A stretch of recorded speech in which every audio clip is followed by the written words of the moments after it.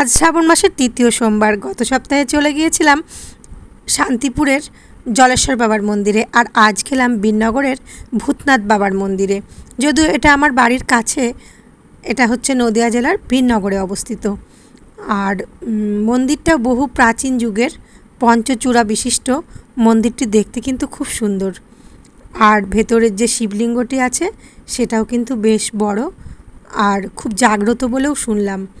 আর এটা শুনলাম রাজা কৃষ্ণচন্দ্রের আমলেরই প্রায় হয়, সেই আমলেই বা তার অল্প কিছু পরে এরকমই হবে এই মন্দিরটি প্রতিষ্ঠিত হয়েছিল।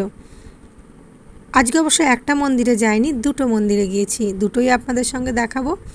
আমি এত বড় হয়েছি এটাকে আমি কোনোদিনও দেখিনি। গত বছরই আমি এটার কথা শুনে আমি গিয়েছিলাম, আর আজকেও গেলাম বৌদিকে দেখাবো বলে। এই দেখুন মন্দিরটা কি সুন্দর, আর বিরাট গাছটা। এই গাছটা অবশ্য একটা গাছ নয়, বট গাছের মধ্যে আবার একটা তেঁতুল গাছও আছে মনে হলো। আর কিছু আছে কি না আমি খুব ভালো করে লক্ষ্য করে দেখিনি। ওখান থেকে বেরিয়ে আসলাম, ওখান থেকে বেরিয়ে এসে গেলাম উলাশঙ্কর মন্দিরে। এই উলাশঙ্কর মন্দিরও কিন্তু বহু প্রাচীন যুগের মন্দির। তবে আগে আমি যখন স্কুলে যেতাম তখন এই মন্দিরটার প্রায় ভগ্নদশা ছিল।